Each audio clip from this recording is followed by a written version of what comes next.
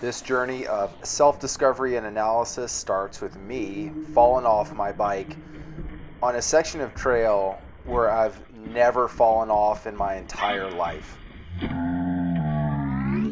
So I posted this video later to my Instagram account where it was suggested that maybe I was on the front brake a little too much. And that was hard to hear because that's a typical newbie mistake. You got a little ego wrapped up in everything that you do. But later I thought about it.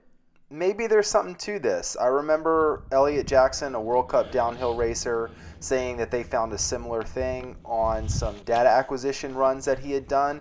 So I set out to see, when do I actually use my front brake? Am I on it a little too much? Going inside the inside, little front brake. So in this section of trail, there's straights that are followed by some flat turns, which are sharp switchbacks. You are absolutely required to slow down a lot to make these turns. So this is a perfect chance for me to consciously make an effort to not use my front brake and see how different it feels.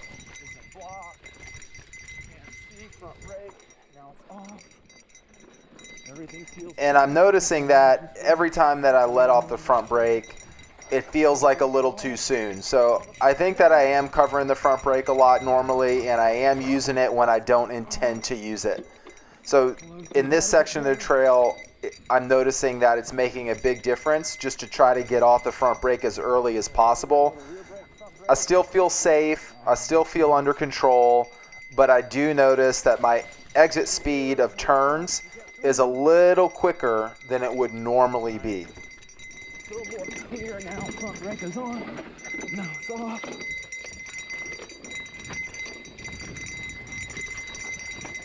Little front brake.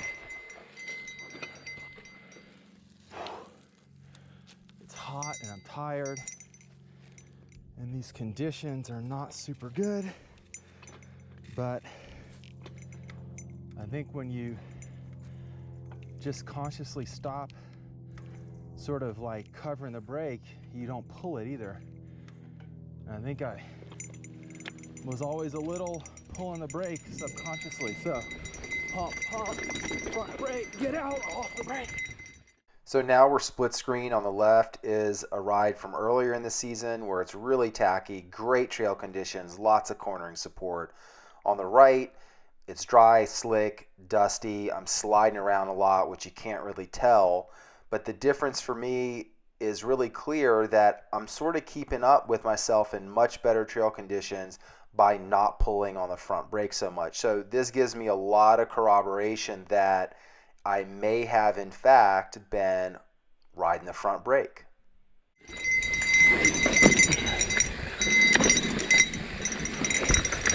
And here we are to where it all began, this section where I'm gonna do all my speed check, get off the front brakes and ride all the way across. Here we go.